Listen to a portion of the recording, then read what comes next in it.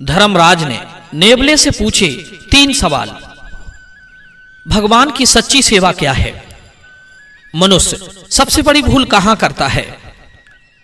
बुढ़ापे के लिए जवानी में कौन से 4 काम करके रख लेना चाहिए? दोस्तों, यह प्रसंग उस समय का है जब पांडवों ने महाभारत युद्ध जीतने के बाद हस्तिनापुर में एक अश्वमेध यज्ञ किया था। उस यज्ञ की चारों ओर प्रशंसा हो रही थी। धर्मराज ने उस यज्ञ में समस्त नगरवासियों को भोजन कराया था। अपनी प्रशंसा सुनकर युधिष्ठिर फूले नहीं समा रहे थे। अभिमान बस उनके मुख से यह निकल गया कि जैसा मैंने यज्ञ किया है ऐसा यज्ञ न पहले किसी क्षत्रिय ने किया है न आगे कोई कर सकेगा। धर्मराज की यह अभिमानपूर्ण बात सुनकर भगवान श्री कृष्ण को बड़ा बुरा लगा। उन्होंने युधिष्ठिर के अभिमान को नष्ट करने का फैसला किया। उन्होंने सोचा कि मनुष्य अपने जीवन में सबसे बड़ी भूल यहीं पर कर देता है। जब भी वो धन पद से प्रतिष्ठित होता है वो उसका कर्ता स्वयं को मानने लगता है। थोड़ा भी उसका यश फैले तो वो गर्व से भर जाता है और उसका श्रेय स्वयं को देने लगता है। और यदि उस पर कभी घोर विपत्ति पड़ती है तो उसका दोष भगवान पर मरता है कि भगवान ने उसके साथ बहुत बुरा कर दिया। अच्छा होता है तो उसका कर्ता स्वयं को समझता है और बुरा होता है तो भगवान को, जबकि वो जानता है कि उसके हाथ में कुछ नहीं है। वो मात्र एक कठपुतली है। देने वाला और देकर फिर लेने वाला तो कोई और ही है। दोस्तों, भगवान श्री कृष्ण की प्रेरणा से धर्म की सभा में एक अजीब घटना घटती है। सभा के बीच एक नेवला आता है जिसकी नीली आंखें थीं और शरीर का आधा भाग सोने का बना हुआ था।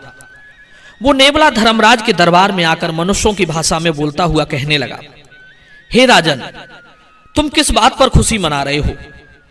तुम्हारा ये यज्ञ कुरुक्षेत्र निवासी एक ब्राह्मण के शेर भर सत्तू के दान करने के बराबर भी नहीं है। मित्रों, नेवले की बात सुनकर पूरी सभा में सन्नाटा पसर गया। सबको बड़ा आश्चर्य हुआ। सभा में बैठे समस्त ब्राह्मण और क्षत्रिय नेवले को चारों ओर से घेर कर पूछने लगे, हे भद्र, हमारे इस यज्ञ में साधु पुरुषों का ही समागम हुआ है। तुम किस आधार पर हमारे इस यज्ञ की निंदा करते हो, जबकि चारों तरफ लोग इसका गुणगान कर रहे हैं? हमने शास्त्र और न्याय के अनुसार प्रत्येक कर्तव्य कर्म का पालन किया है, पूजनीय जनों की विधिवत पूजा की है, अग्नि में मंत्रों के साथ आहुति दी है, देने योग्य वस्तुओं का दान दिया है। फिर आपको ऐसी क्या कमी मालूम पड़ती है जो भरी सभा में आप यज्ञ की निंदा करते हो? तब वो नेवला कहता है, हे ऋषियों, हे क्षत्रियों, मैंने ये बात झूठ या घमंड में आकर नहीं कही, बल्कि पूरे होशो हवास में कहा है कि आपका यज्ञ उस ब्राह्मण के शेर भर सत्तू के दान के बराबर भी नहीं है। सुनो, मैं तुम्हें वो वाक्या सुनाता हूं जो मेरे साथ घटित हुआ था। कुछ दिन पहले की बात है।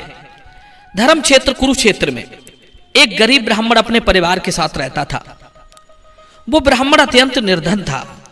भिक्षा अन्न से ही अपने परिवार का भरण पोषण करता था और भगवान का जप तप करता था। वो रोजाना दिन के छठे भाग में अपनी स्त्री, पुत्र और पुत्र वधू के साथ बैठकर भोजन करता था। यदि किसी दिन उस समय पर अन्न नहीं मिलता तो दूसरे दिन फिर उसी बेला में अन्न ग्रहण करने को मिलता था। एक बार तो उनके यहां भयंकर अकाल पड़ गया। ब्राह्मण के घर खाने को दाना नहीं था। खेतों का भी अन्न सूख गया था, इसलिए भिक्षा में भी कुछ नहीं मिल पाता था। हर रोज दिन का छठा भाग आकर बीत जाता था, किंतु उन्हें समय पर भोजन नहीं मिल पाता था। बेचारे सब के सब भूखे ही रह जाते थे। एक दिन दोपहर के समय ब्राह्मण भूख और गर्मी का कष्ट सहन करते हुए अन्न की खोज में घर से निकल पड़ा। घूमते घूमते काफी समय बीत गया। भूख और गर्मी से वो व्याकुल हो चला था, किंतु उन्हें कहीं से भी अन्न का दाना नसीब नहीं हुआ। और दिनों की तरह उस दिन भी उन्होंने अपने परिवार के साथ उपवास करके ही दिन काटा। धीरे धीरे उनकी प्राण शक्ति क्षीण होने लगी। एक दिन कहीं से उन्हें शेर भर जौ मिल गए। उन्होंने उन जौ को कूट पीस कर सत्तू के रूप में तैयार कर लिया। अपने नियम अनुसार उन्होंने पहले तो अग्नि में आहुति दी, उसके बाद थोड़े थोड़े सत्तू आपस में बांटकर खाने के लिए बैठ गए। आज उन्हें कई दिनों के बाद भोजन का सौभाग्य प्राप्त हो रहा था। अभी भोजन करने के लिए बैठे ही थे कि इतने में उनके द्वार पर उनसे भी ज्यादा भूखा एक ब्राह्मण आ गया, जिसकी बड़ी ही दयनीय दशा थी। भूख से उसका हाल बेहाल था, आंखें अंदर की ओर बैठ गई थी। वो द्वार पर आकर भोजन के लिए गिड़गिड़ाने लगा। ब्राह्मण ने जब अपने द्वार पर एक भूखे भिखारी को देखा तो सोचने लगा, ये भिखारी मेरे द्वार पर आस करके आया है, ये मेरा अतिथि है और अतिथि का सत्कार करना हमारा धर्म है। ब्राह्मण का हृदय खुशी से खिल उठा। वो अपने भोजन को छोड़कर उठ बैठा और उस भूखे भिखारी के पास जाकर उसे प्रणाम किया। उससे उसका कुशल समाचार पूछा। पूछने पर पता चला कि वो कई दिनों से भूखा है। ब्राह्मण उसे आदर के साथ अपनी कुटिया में बुला लाया और अपने आगे के सत्तू उठाकर उसको खाने को दे दिए। धन्य है उस ब्राह्मण का त्याग और निष्ठा, जो अतिथि सेवा के लिए स्वयं भूखा रह गया पर अतिथि को भूखा नहीं रखा। भिखारी ने झटपट उन सत्तुओं को खा लिया, किंतु उन सत्तुओं से उसकी भूख शांत नहीं हुई। ब्राह्मण ने देखा कि अतिथि देवता मेरे सत्तू खाने के बाद भी भूखे ही रह गए। ब्राह्मण बड़ी सोच में था कि इनको किस प्रकार संतुष्ट किया जाए। अपने पति को चिंतित देखकर ब्राह्मणी ने भी अपने आगे का सत्तू नहीं खाया। उसने उठाकर अपना भाग भी अपने पति को दे दिया कि लो, इसे भी अतिथि को खिला दो। मित्रों, अपनी पतिव्रता पत्नी की यह बात सुनकर ब्राह्मण ने अपनी भार्या से कहा, हे कल्याणी, तुम धन्य हो जो अतिथि सेवा के हेतु स्वयं भूखी रह गई। मैं तो आपसे इसलिए नहीं कह सका क्योंकि अपनी स्त्री की रक्षा करना और उसका पालन पोषण करना कीट पतंग और पशुओं का भी कर्तव्य है। पुरुष की तो बात ही क्या, पुरुष होकर भी जो स्त्री से अपना पालन पोषण कराता है वो मनुष्य निंदा का पात्र है। ऐसा मनुष्य उज्जवल कीर्ति से भ्रष्ट हो जाता है और उसे उत्तम लोक की प्राप्ति नहीं होती। कहते हैं धर्म अर्थ काम संबंधी कार्य, सेवा, वंश परंपरा की रक्षा, पितृ कार्य और अपने धर्म का अनुष्ठान, ये सब स्त्री रक्षा से ही होते हैं। जो पुरुष स्त्री की रक्षा करने में असमर्थ हैं वो संसार में महान अपयश के भागी होते हैं और परलोक में जाने पर नरक में गिरना पड़ता है। ब्राह्मण बोला, हे प्रिय, आपका पालन पोषण करना भी मेरा ही धर्म है, तो मैं आपके आगे का भोजन इस अतिथि को कैसे दे देता। मित्रों, अपने पति की बात सुनकर ब्राह्मणी बोली, हे प्राणनाथ, हम दोनों के धर्म और अर्थ एक ही हैं। आप भूखे रह लोगे तो मैं भी भूखी रह लूंगी। आपके भूखे रहने पर मैं भोजन कैसे कर सकती हूं। मित्रों, पत्नी के कहने पर ब्राह्मण ने उसके हिस्से का भाग भी अतिथि को दे दिया।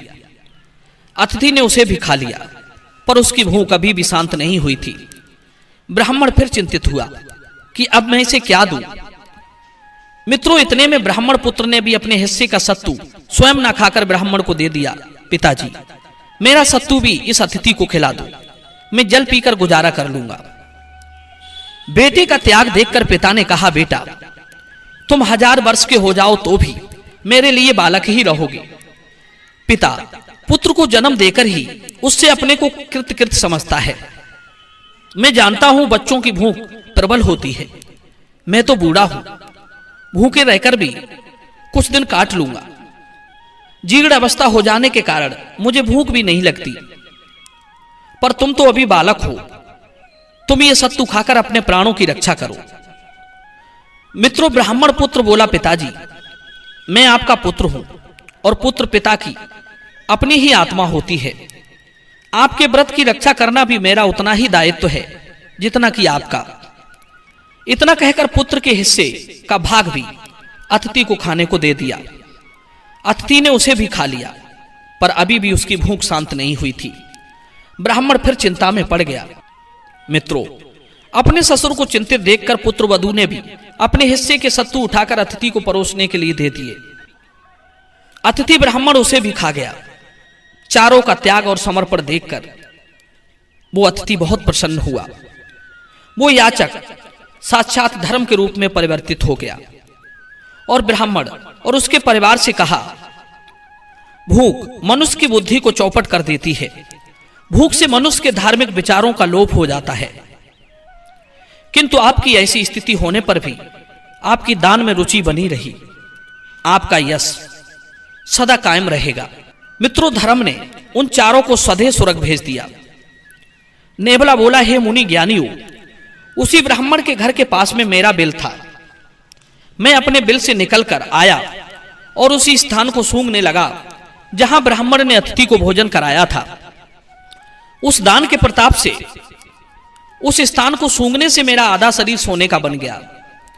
आधा सोने का होकर मुझे खुशी तो बहुत हुई, पर मैं तब से अपने पूरे शरीर को सोने का बनाने के लिए घूम रहा हूं। कई यज्ञ स्थलों पर गया, वहां की जगह को सूंघा, पर मैं पूरा सोने का नहीं बन सका। जब मैंने लोगों के मुख से सुना कि धर्मराज ने बड़ा ही विशाल यज्ञ किया है, तो मैं इस यज्ञ की प्रशंसा सुनकर यहां चला आया। सोचा शायद यहां सोने का बन जाऊं, पर यहां पर आकर भी मैं पूरा सोने का नहीं बन पाया। इसीलिए मैंने हंसकर कहा था कि यह यज्ञ ब्राह्मण के शेरवर सत्तू के दान के बराबर नहीं है। यदि यह यज्ञ वास्तव में उस यज्ञ से श्रेष्ठ होता तो मैं सोने का बन जाता।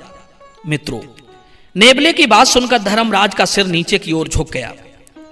उन्हें अपने अभिमान पर लज्जा आ रही थी कि वास्तव में मेरा इसमें कोई रोल नहीं है। सब कुछ करने वाला और कराने वाला ईश्वर ही है। मैं मूर्ख था जो इस यज्ञ का श्रेय खुद को दे रहा था।